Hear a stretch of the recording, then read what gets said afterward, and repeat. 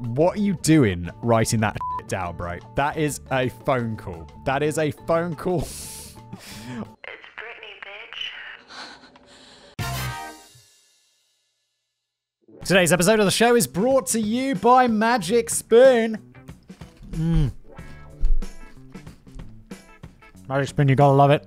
I love it. I know you guys love it because I see you sharing it with me on Twitter and I like it and I appreciate it. Magic Spoon is cereal reinvented. They basically took that joy you have as being a child. For me, I'm not supposed to mention competitors, but there's a very popular rice-based chocolate cereal that I used to love as a child, and I would smash bowl after bowl of that until my parents were like, you can have one bowl. And it wasn't to do with health. I was a pretty skinny kid, and I just smashed the bowls, and my parents were like, you gotta stop. Cereal it's just too much. You're eating like a box of cereal a day, Simon. So now as an adult, the problem is I can smash as much cereal as I like, except as an adult, I don't just, stay skinny automatically. I have to think about health and all of that stuff. But Magic Spoon, they have made it so you can enjoy all of that childlike nostalgia of delicious cereal bowl after bowl. And they've made it in a healthy adult way. Look at some of these stats. They have them right here. 0 grams of sugar, 13 to 14 grams of protein, and only 4 to 5 grams of net carbs in each serving. Honey Nut has 1 gram of sugar. Well, we don't have... Oh, we do have Honey Nut here. I'm sorry. You can see it right there.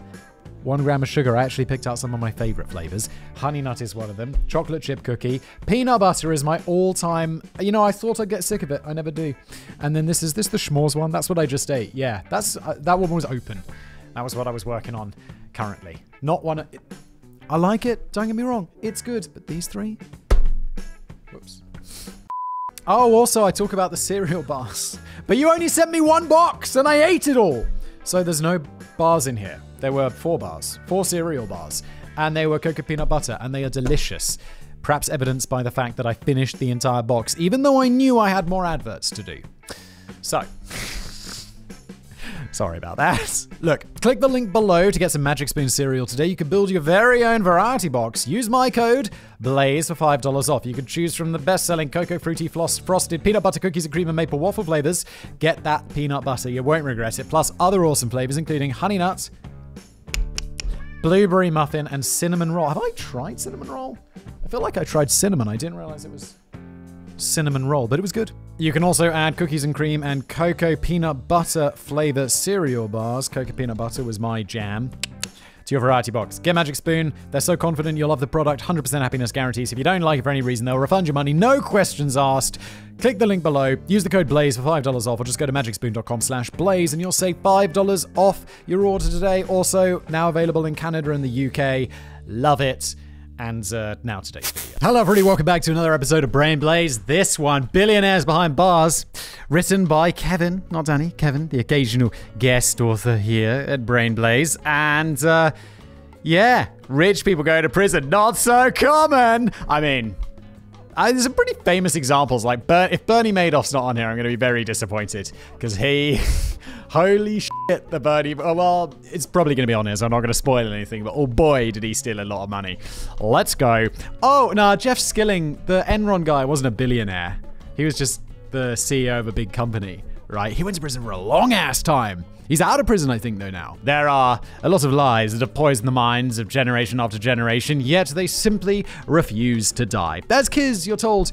You should respect your elders, and you're expected to blindly believe this because we're too young to understand that respect is earned, not given. Yeah, I mean, generally, though, older people have had more time to earn respect, though, and things that make them respected, right? Isn't that... Like, I understand the logic behind respect your elders. Unless that elder happens to be a belle. Simply being old is not enough to be deserving of respect, especially since old people are more likely to vote to return society to the good old days, like before we foolishly gave the right to vote to all that riffraff, like women. Oh, savage. Yeah, it's like old people also, like, I don't know, they're all like stuck in their old ways of like the previous generation and like all of that like, vaguely racist, kind of conservative, all of this, like, but, just... it's like when they eventually die, those ideas and kind of die with them, which is kind of nice. I'm sure there's not a lot of people these days who would be like, nah, women shouldn't vote. Because I'm sure there were plenty of people like back in the day after they gave women the vote who were like that. All these old men were probably sitting around being like, oh, it's better when women didn't have the vote. And no one thinks anymore because they're all dead, which is kind of nice, right? It's kind of nice to know, like, you know, that those old grandparents, a little bit vaguely racist, are going to be dead soon, and so will their ideas. Convicted rapist Harvey Weinstein is 70 years old, but I would strongly question anyone who feels that simply having been alive for that long is any reason to show him respect in light of all the awful shit that he's done. Yeah, I mean, Harvey Weinstein's a fine example, but also there's also lots of, what's that, Golden State Killer? I mean, I'm not trying to rank bad dudes, okay? Harvey Weinstein is it's like not okay apparently to rank people's badness. But I'm not. Harvey Weinstein is a total piece of shit rapist who deserves to be in prison. But the Golden State Killer, who is it? I made Pedro Lopez. You know, apparently that's not okay. Probably going to get cancelled for that. Who is it that said like there's levels of badness? Was it Matt Damon? People cancelled him for that, and I was like, that just seems a little bit insane, doesn't it? Can we not use our logical brains for like half a second? Another lie we're taught as kids, and possibly the most ubiquitous lie, is that crime doesn't pay. Obviously crime pays, or there wouldn't be crime, would there? I mean, not like murder and by like financial crime, robbery, theft. I guess robbery is like, I guess financial crime you associate with like white collar crime, but like I meant like, you know, crime to acquire money, which is a lot of crime. I feel like most crime is probably about acquiring money, right? Other than like, you know, drug offenses and stuff. But even drug dealing is about acquiring money. So look, that sort of crime, obviously crime pays. Believe it or not, jail right away. I think by now we've all come to accept that crime emphatically does pay. Sure, if you've committed petty crime and live somewhere where you would be considered in the wrong demographic, then your crimes will be prosecuted with vigor. But for wealthy people committing crime on a multi-million-dollar scale, it's extremely unlikely you'll ever face prosecution. It's extremely unlikely you'll face prosecution for most crimes, statistically though, right? But I feel if it's at a bigger scale, aren't you more likely to face prosecution because there's more like people you're affecting? Like some guy with a small penis scam is less likely to be prosecuted than Bernie fucking Madoff, right? Or am I just living in fucking dream world? I realize people in the comments are going to be like, Simon, you're ridiculously out of touch. Rich people get away with this because they're doing stuff that is basically on the border of what's legal, ripping people off. Not that Madoff did that, he just straight ripped people off. But also, and they can get better lawyers, and they have more powerful friends, and all of this very American stuff that I'm sure is not just American. Anyway. Simon, yeah, it's going to be one of those days in the comments, isn't it, people? You talk too much. In the rather unlikely event that you, as a fabulously wealthy person, do find yourself in legal trouble, the United States has nearly 250,000 defense attorneys dedicated to ensuring that you never see the inside of a jail cell, all out of the goodness of their hearts, and possibly for a sizable cut of your ill-gotten gains. Yeah, maybe the money has also got something to do with it. The money really does make the world go round, doesn't it? If you're already a billionaire, that's a fantastic system. But if you weren't born to billionaire parents, or at least multimillionaire parents, it's essentially impossible that you'll ever achieve such fantastic wealth. There are now... yeah, I mean, it's really unlikely. But not to say, like, billionaire, of course. Very few people become billionaires. But a good chunk of people become multimillionaires. Don't they? I feel that that's like, there's a massive difference between millionaires and billionaires. I think that's the first thing that people struggle to not conceptualize because it's super obvious. But the difference between a millionaire, and I feel I'm stating the super obvious here, but it's still kind of a crazy fact. The difference between a billionaire and a millionaire is the same difference as a millionaire and someone with $1,000. It's like, it's a big difference.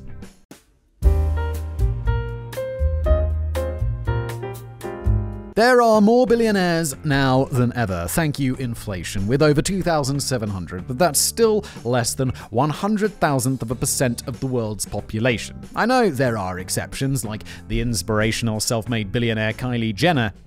Wait, isn't she from the Kardashian family?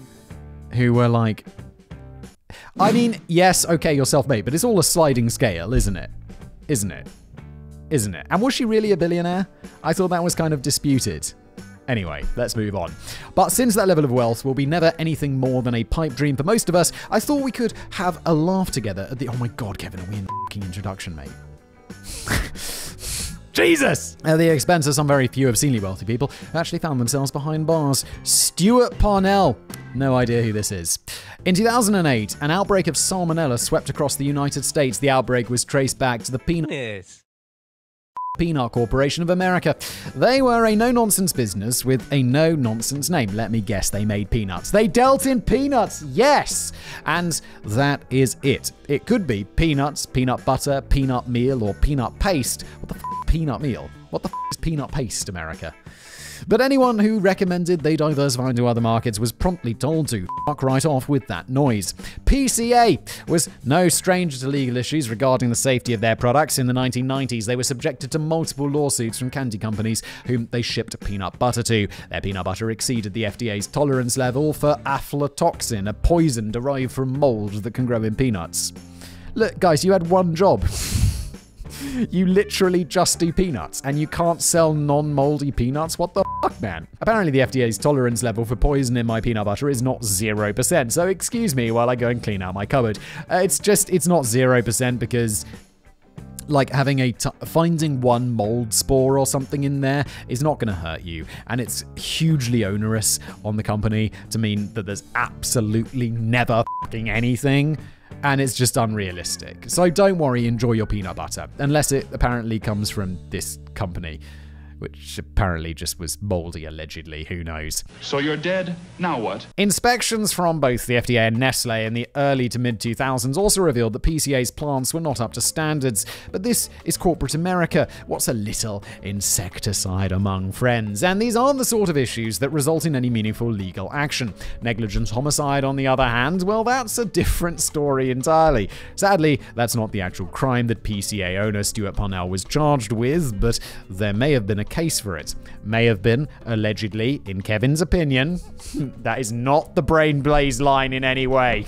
We're not accusing anyone of fucking negligent homicide, Kevin. Jesus. In 2007, a batch of PCA's peanut butter was discovered to be contaminated with salmonella. Lucky for us, Parnell was not familiar with the rules of the casual criminalist. When the plant manager contacted Parnell about the contamination, the reply he received by fucking email was shit. Just ship it. I cannot afford to lose another customer. The plant manager did as he was told, and the result was 714 sick and 9 dead across 46 states. Good fucking lord, allegedly. I guess this was proven in court, so we don't need the allegedly, but I don't know that yet, so I'm just covering my bases. That is... What are you doing writing that shit down, bro? That is a phone call. That is a phone call.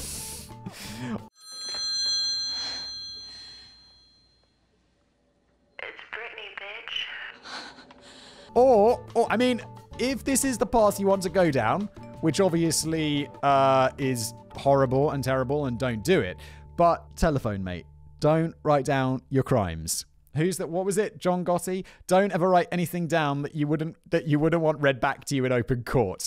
It's good advice from John Gotti there, PCA executive. At trial, where the words, "just ship it," were repeated ad infinitum by the prosecution, it turned out that there were actually a whole host of crimes that Parnell had been committing. He was convicted of multiple counts of conspiracy, mail fraud, wire fraud, and the sale of misbranded food. Most importantly, he was convicted of the introduction of adulterated food into interstate commerce. Yeah, all of these other things like mail fraud, which mail fraud must be super sweeping in its definition, because I kind of imagine it as people like sending Ponzi scheme letters to people, but bro, the adulterated food thing led to people dying. That's what it's gonna get you, my dude.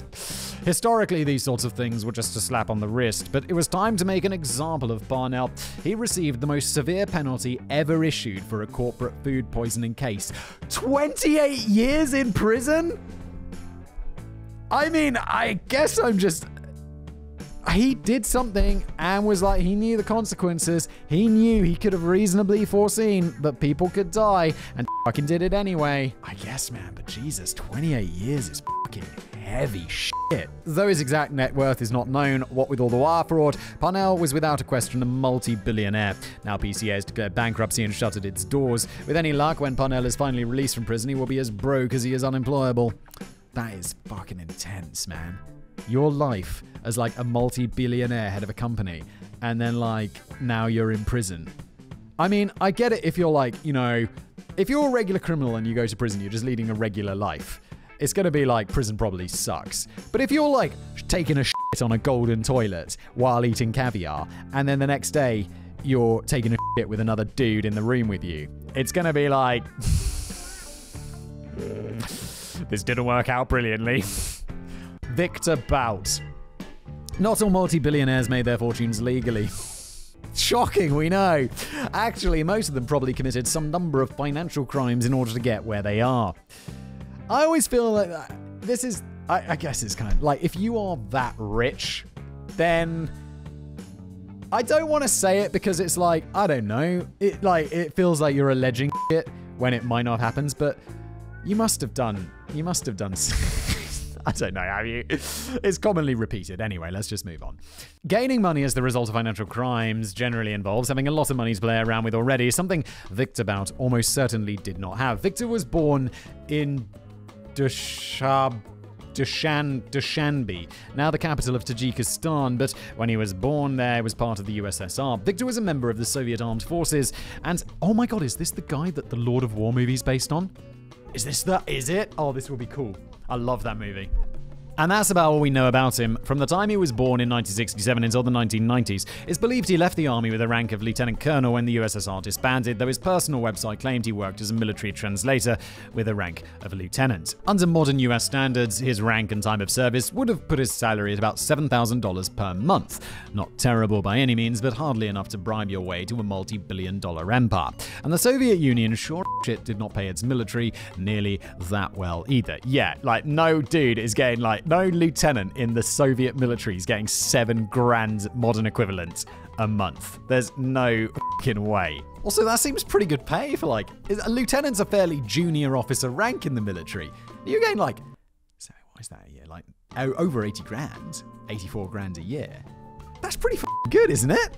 Jesus. But that's not how communism works. There's a lot of disagreement about what exactly Victor was doing for a lot of this time, with some speculation that he was working for the KGB. What we do know is that after his years of military service, is that he earned the nickname the Merchant of Death and had a net worth of roughly $8 billion. I'm sorry, I know it's bad to say, but like the Merchant of Death is like, I know it's because you're like literally shipping guns to the third world so child soldiers can shoot each other, but Merchant of Death is a sick nickname. Isn't it? What's he saying? Isn't that in that Iron Man movie? And it's like, some people have called you the Merchant of Death. And he says, oh, yeah, that works. Well, he's not quite. But he's like, does he embrace it? I don't know. It doesn't matter. Let's carry on. Victor began an air freight business, which is the money laundering way of saying that he made his fortune in the illegal arms game, supplying terrorists in civil wars. Yeah, it's like, what do you do? Air freight. What do you do? Import, export. What do you do? Crimes! Jesus, what do you want? Crimes. Okay, crimes. His dealings are too numerous to mention, but if they have guns, Victor probably sold to them. Despite admitting to having been in Afghanistan numerous times throughout the 1990s, he denied ever selling weapons to Al-Qaeda and the Taliban. Maybe he was just trying to cajole the Kabul Museum into letting him take a peek at their numismatic collection. Okay. On March 6, 2008, Victor, the subject of an Interpol Red Notice, was finally arrested in Thailand. It took 2.5 years and one appeal, but the United States finally won their case for extradition, and Victor was shipped off to America to be tried for his crimes, despite Russian protests. Yeah, Russia doesn't extradite its own citizens. So, mate, you should have just stayed in Russia. What are you doing in Thailand? Like, if you're the subject of an Interpol Red Notice, what the f*** are you doing going to any country where you can be arrested and extradited to the United States? Because they take this shit real seriously, my dudes. They're not going to be like some country where you can bribe your way out of it, or Russia where they can't, or where you're not going to get extradited. What are you doing? Victor pled not guilty since he had only been captured as part of a sting operation involving a fake arms deal, and there's theoretically no proof he would have gone through with the deal, but that's a fairly bullshit defense. He was convicted of conspiring to kill US citizens and officials, delivery of anti-aircraft missiles, and providing aid to a terrorist organization. For his crimes, oh my god, this is going to be a hell of a sentence. Victor received a minimum sentence of 25 years because the United States legal system makes no sense. You don't make $8 billion as the merchant of death and have an Interpol red notice issued without doing something that deserves to see you swinging from the gallows. You're not going to get a death penalty for arms dealing because it doesn't matter how many arms you've sold and how many people you've indirectly killed. You've not really directly killed anybody or done something horrific like that, even though you are the merchant of death. So no, I don't think someone should get the death penalty for being an arms dealer, even if they are a total piece of shit. You need to be like murdering multiple people and have that aggravated, in my opinion. And also be super, super guilty. We talk about this on Casual Criminalist all the time. It's a podcast I do. But at least the world will be safe from Victor Bout until the year 2035, right? Well, of course not. That's not how the world works. Though he is still in custody, it was reported this May that there were talks of a prison exchange with Russia. We would give them Victor, a man responsible for arming terrorists and the deaths of God knows how many people, and in exchange they would give us that WNBA player who forgot not to bring weed on the plane with her. I understand Griner is a civilian who is effectively a political prisoner being used as a pawn, but Jesus can't we give them someone not named the Merchant of Death in exchange for her? I had no idea about that. That is up. Don't take weed on planes. Just don't. Play it safe. Buy your weed when you're there. Don't do that either, unless it's a country where that's cool. Like, where they're not going to chop your hands off or something, or like send you to prison forever. Oh yes, and as part of his punishment, Victor had to forfeit about $15 million, so whenever he gets out of prison, which will be far too soon because he should absolutely die there, he'll still be a billionaire. Yeah, $15 million. He's worth $8 billion. Who gives a fuck? It would be like someone being worth... I'm not going to do the maths, but it is not a lot of money, okay? But hey, at least Victor didn't sell tainted peanut butter. He's not a monster. Bernie fucking Madoff. Here we go. And now, the entry that you've all been waiting for. Bernie Madoff. He was a true self-made billionaire. Madoff got his start by saving up $5,000 from working as a lifeguard and installing irrigation sprinklers. He used that starter money to open his own company as a penny stock broker. Of course, this was 1960, so that $5,000 was the equivalent of $50,000 today, which means he had installed a hell of a lot of sprinklers. Oh my god, saving up 50 grand doing a job like that? Don't want to say it, but respect, Bernie. Like any self-made billionaire, he also received a small loan of $50,000, that's $500,000 today, from his father, then accountant, who also referred clients to him. Again, self-made. So, with nothing but the shirt on his back, $500,000 in daddy's money and inside access to wealthy accounting clients, Madoff began his investing and wealth managing firm. According to his confession, he began cooking the books in the 1990s, but former employees claimed that the company was a scam at least as far back as the 1970s. When did he go to prison? It was like in the 2000s. How long did it take you guys to catch on to this? No wonder he kept doing it and got to such a big scale, because he was obviously, he was probably like, no one ever does anything about this. Like, I've been crooked forever. No one cares. Let's fucking go. Or even from the very founding of the company. Annette Borgiano, a 40-plus year employee of Madoff, said that the fraud he had her committing in 2008 was the same bullshit she had been doing since 1964. He had a good run, didn't he?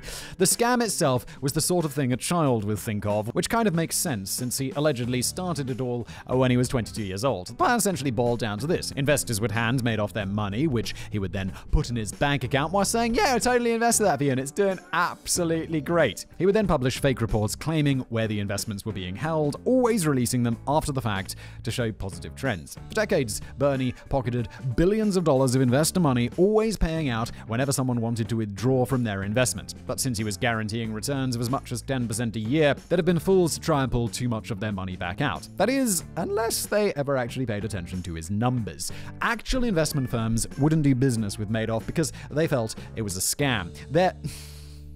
Other investment firms were thinking it's a scam, and it still took FDA, FTC, the SEC, the guy from Billions, Paul Giamatti or whoever it is, this dude, he'll be like, what did it? They're like, no, I think it's a scam. We're not going to invest in it. And no one looks into this. No one's like, might want to check out that Bernie character with his 10% a year return for however many decades, which is absurd and unrealistic. If someone's offering you a 10% return, be very, very skeptical. There are, the scams on YouTube, like these finance stuff, like a couple of my favorite channels that I follow. It's CoffeeZilla. There's another one called Spencer Cornelia. And these dudes just look at this, like these financial things, and they're like, he's promising you like 2% a day.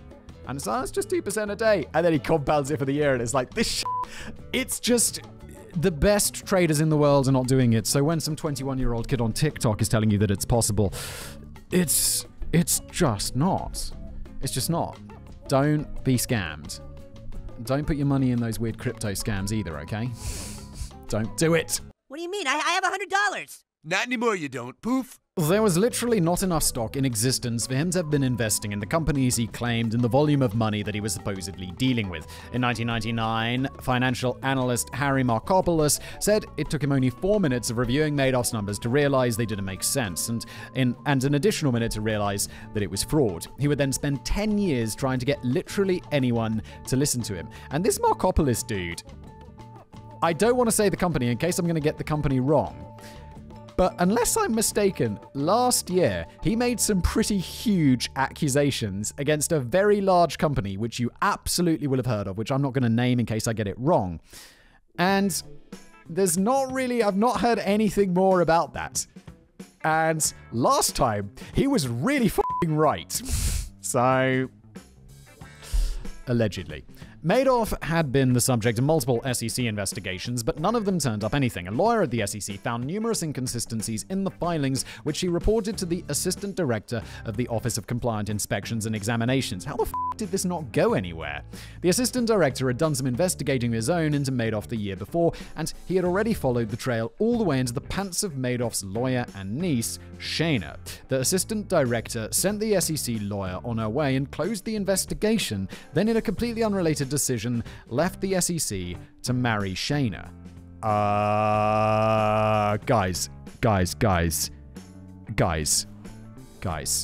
Who the fuck is supposed to be overseeing this? You must have people overseeing this. How is this allowed?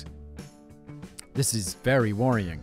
By the recession of 2008, the Ponzi scheme was finally collapsing in on itself. Madoff had gotten so big that there weren't enough ignorant investors left to bilk, and the current investors were eager to liquidate some of their assets to have cash on hand for the upcoming lean years. Madoff knew that the game was over, and it was time to come clean. He confessed to his wife and sons what he had done, and that he would be spending the next week closing up shop, after which he wanted his sons to turn him into the police. I forgot this. He literally had to turn himself in. He turned himself in. Oh my god, it's kind of amazing. The boys, likely furious to discover that they'd just lost everything they'd spent their entire lives barely working for, immediately walked out the door, called the police, and never spoke to Madoff again. Madoff pled guilty, and his lawyers tried to get him 12 years on account of his old age.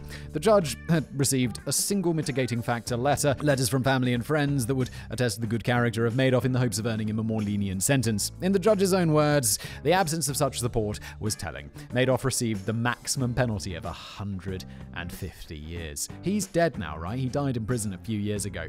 Despite running the largest Ponzi scheme in history and having his reputation tarnished forever, Madoff still died with a net worth of $17 billion. He really did? Wow, I thought they just took it all away from him. The only small caveat there was that there was a negative sign in front of that number. Oh my god, 17 billion. In the red. I mean, who gives a f about? If you're 100 million in the red or 17 billion in the red, it's kind of the same level of. I'm so fucked. Either way. After nearly 50 years, justice had been done, and Bernie Madoff would die penniless and in jail, where he suffered endlessly. He would send letters to his family about how nice prison was and how everyone treated him with respect like some sort of mafia don, leaving out that he repeatedly needed medical attention for getting his ass kicked by other inmates. Wait, didn't he? He went to, like, violent prison? Surely, I mean, Obviously his crimes were bad, but he's not a violent criminal. He deserves to have his freedom taken away. He shouldn't be going to prison with violent criminals. He should be going to prison with all the other crooks. No? I don't feel like we should be mixing those prisoners because they're I know they both committed crimes, but it's different, isn't it? You're stealing, right to jail. The stress of prison caused him to break out in hives and develop hypertension, and he even had to receive the news about the deaths of both of his sons while in jail. I didn't know both of his sons died. Oh my god, one died of cancer while the other hung himself on the 2nd anniversary of Madoff's arrest. Fuck me, that's bad. I'm not thrilled that they had to die, but the silver lining is that it increased Madoff's suffering. Nah, Kevin, that's too far, man. That is too fucking far. Madoff was a bad dude, but no one deserved to see both of their kids die. Fuck that. In February of 2020, his lawyer filed for compassionate release on the grounds that Madoff was suffering from chronic kidney failure and only had 18 months to live, possibly less with how rampant COVID spread throughout much of the prison systems. Much to my sadistically, the request is denied, and yeah, okay, but I'm also for that. He doesn't deserve, no. Although, Jesus Christ, what was it? The Lockerbie bomber was released on compassionate release from some Scottish prison because the Scottish government was apparently smoking crack that day. The Lockerbie bomber. Madoff was left to suffer behind bars until he finally died of heart and kidney disease on April the 14th, 2021. This has been an episode of Brain Blaze. If you liked it, smash that like button. Make sure you're subscribed, and I'll see you next time.